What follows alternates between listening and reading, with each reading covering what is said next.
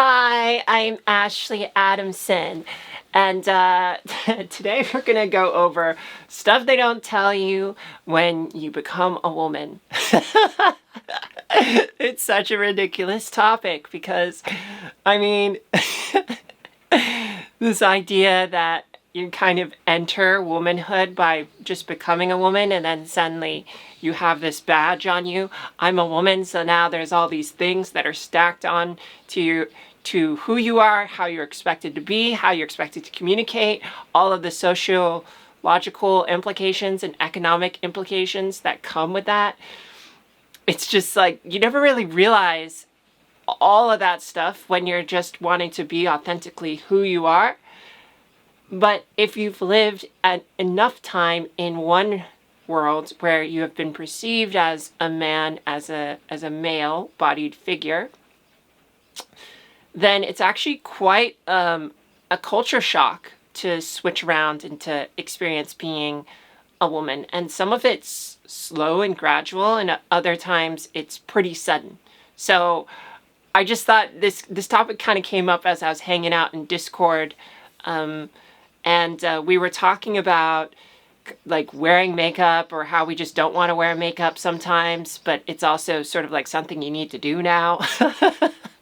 And I know women probably, they just grow up with it. Girls grow up with this and then they don't think about it. But as someone who has had plenty of time not thinking about it and suddenly has to think about it, you might find this useful and you might find it interesting to consider some of the ways that you've experienced if you've transitioned and begun that experience in being a woman and how that's changed your perspective on gender and being a woman. So we're going to dive into that topic today. Oh, by the way, I'm told that I should be asking this. Please like and subscribe if you're into trans videos and trans personal development. That's what this is all about. And this topic today is the things they don't tell you about being a woman. Well, so let's go over some of the positive things to start with. So first of all, everyone's a lot friendlier to you. This sounds a little ridiculous, but you're no longer considered to be a threat or a killer or someone that's just going to go mad all of a sudden, because all of that is bucketed in the male category. And while 99.9% of males aren't like that, or maybe not, I don't know what the statistics are. Last time I checked, I think violence happens to like 0.05% or something like that of the population. So a very small percentage. But basically most men are actually not like this, but because of how media portrays violence and how it's constantly portrayed, everyone's scared of men. And so one thing that happens immediately if you're gauged as a woman is people are a lot friendlier to you. They'll have conversations with you. I remember when I would make eye contact with a woman, stranger, walking in the streets, they avoid eye contact. They don't smile back, even if you're just like, hey, just smile. Because some men treat the eye contact and the smile as kind of like bait, like they're fishing to try and get connections. And so if you look back and you smile, that can be misconstrued as, hey, I'm attracted to you, let's talk. And then suddenly you get the other thing, which is men will start approaching you and men will want to get your attention and sometimes feel the right to have your attention, which is really, really annoying. I actually like being approached because it's validating, and I actually don't get approached very often. I think this is because there's been so much hammering on men for doing this that they're kind of scared of doing it. And living close to Portland, that kind of area, it's very, I feel like masculinity has been beaten down a bit. Which is sad because I like really masculine men, but that's okay. I have a boyfriend in Berlin and he's plenty masculine for now. So everyone's a lot friendlier. This kind of goes on the other side of things. If you end up walking behind a woman, have you had this happen with you before? But if you were perceived as a man and I don't know, you're just like walking to your car or you walk out a door and then you end up in a situation where you're walking behind a woman, right? the woman, have you ever felt like the woman's like checking you out, keeping an eye on you, feeling like you could be an axe murderer, or that you kind of have to actually purposely take additional space behind her so she feels comfortable, or you don't feel like you're a threat to her? That kind of, I'd say 80% goes away, because my height from looking behind, for someone looking behind, will still gauge me as potentially a male threat because I'm so tall, and sometimes I'm wearing a jacket and it makes my shoulders look even bigger, and maybe my walk isn't perfect, so I can still be out of a corner of an eye gauged as a male. So that's why I say 80%. But that's something that I've also noticed, and also that you have to start looking behind your back, because now you're also perceived as a woman. So now there's this meta thing where you now have to look behind your back. You know what it's been like in that situation of walking behind a woman, but now you have to look behind yourself, because now there's men that could come up behind you and, I don't know, assault you or something like that. So there is kind of that, what is that, like Inception kind of thing? Yeah, I think it's ridiculous. The other thing is cuddles and friendship and being close to your friends. So being close to your male buddies as a male is kind of like a no-no, unless you're gay and you hang out with other gay guys. But I don't even know how that works, because, I mean, don't you just have sex? No, but I don't know how that works, because I'm not gay and I've never been gay. That's a whole nother topic. I probably actually have a video about that. I do have a video about that, about the concept of being gay and when you're trans, and kind of like dealing with that inner gay phobia or homophobia. That's an interesting topic. But you can search that on my YouTube channel. By the way, if you're interested in watching any of those videos, you can just like search, go to my YouTube channel and hit the search button in my channel. There's plenty of topics there. Yeah, cuddles and being close to your friends is now a very different thing. If you were perceived as a male and you had girlfriends that you were close to, maybe you didn't have the opportunity like other girls did to just kind of cuddle and not be misconstrued through their actions that they're trying to hook up with the girl. Girls can feel a little bit like there's pressure from guys, and guys can be hella creepy in the ways that they try to get with their friends who are girls, or just kind of be friendly.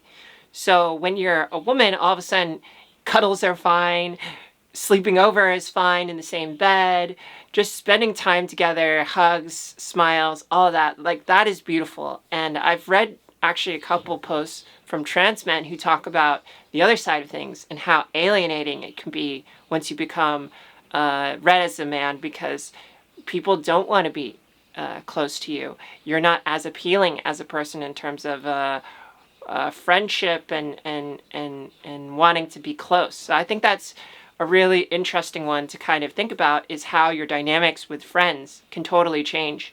And going onto the women's side, it's way better. Way, way better. And my favorite one, of course, you don't have to lift heavy things anymore. Yes, you heard me. That's right. You don't have to lift heavy things anymore. Have you been read as a woman before and had this experience where a man has held the door open for you, or has said, let me help carry things for you? This suddenly becomes a lot easier to do things. When I moved to Berlin, for example, the taxi driver helped me unpack some of the IKEA stuff that I bought, and I was able to get the guy that I'm dating to carry all of the heavy stuff into my apartment, which was so validating. I remember when that happened. It's just making me really happy. You can see it, by the way, if you want to watch my video of moving into Berlin during COVID. But just having that experience of being the one that's weaker and the one that doesn't need to carry all of this heavy stuff can actually be extremely validating, because you are seen as feminine and someone to protect and take care of, which, oh my God, it feels so good. I've got plenty more here. All right, so let's talk about presentation for a second, because that's a fucking pain. as a woman, you now have a little bit more expectation around how you present, that you have to look better, that you have to take care of yourself more, you have to be more well taken care of, because if you're not, you're perceived as kind of like a woman that's not really well taken care of. I remember when I was a man and identifying as one, I could just get up in the morning, do this, and then be on my way. But now it's like, okay, how's my hair doing? Is it going to be, I like to actually just wrap my hair up so I don't have to deal with it. And I think you see a lot of women do this too, to just try and minimize the amount of maintenance that's required. But there is a new baseline in terms of what is considered normal range and standard that is a lot higher than what a standard is for a man. So that's something you do need to think about. Your nails, combing your hair, doing your makeup, your presentation, your voice. I have to do the voice all the time. All the time. When I'm exercising, when I'm having sex, when I'm articulating to you, when I'm having a business meeting, when I'm pooping. Just like anywhere. When I'm laughing, all of the time, you now have to put this voice on, which takes effort. You get used to it over time, but it is something that you have to do, right? Like, how much do you think about your voice in everything that you do when it involves communication or sound?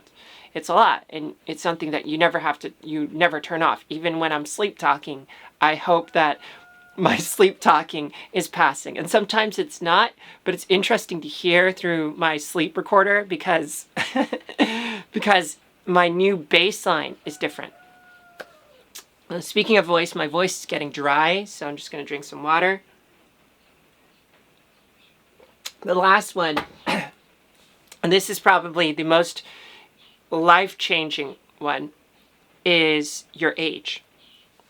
So now, being a woman means that your age is more of a factor in how you are perceived in terms of attraction, how are you perceived in terms of your maturity, and if people are even interested in you. Like, all right, it's no secret that everyone likes younger people. Younger people are considered to be more attractive, and somewhere between, let's say, 20 to 30 is the sweet spot. Once you leave that, you start to get older. And by the way, if you're wondering how old I am, I am 36. And being 36 and looking and being clocked like I'm 28 is fantastic. But at some point, that's going to stop happening. And when it does, I'm going to start to feel the pressure of being an older woman, how I dress, how I present, and these kinds of things. Where are you with your transition? How old are you? And how many of these things are you considering as constraints versus ways in which you can break boundaries? Because there's ways that you can play with this, right? That you can kind of push the boundaries of what's expected of you at a certain age. But I feel like as you get older, there are certain things that you just can't do anymore, or you just look awkward doing. Like if I wore this at 78, I just don't think it would have the same effect that I want, which is to just look good and attractive, right? So age creates this pressure, right? Do you feel the pressure if you're a woman? Do you feel that pressure of finding a partner, looking a certain way, maintaining your beauty? Like you have to step into this whole thing of how you appear, whereas when you're a man, you don't have to care so much about that. Like 90% of what we care about in appearance happens when you become a woman. So age becomes a huge factor too, and it's something that propels me forward in terms of how I'm thinking about business, how I'm thinking about partnership, sex, experiences. Like I have only transitioned for about 4 years now, and it's a constraint that's always top of mind. So I hope this was helpful for you. If you'd like to tell me what your thoughts are, write some comments down below, join my Discord group, and if you'd like to support me, hit up my Patreon. By the way, I'm going to do my $20 patrons for May. Freya, Jay, Sarah, Lexi, Lori, Kara, Leah, Raharabin, and Ayla. Thank you so much for supporting me. I will see you in another episode soon. Bye.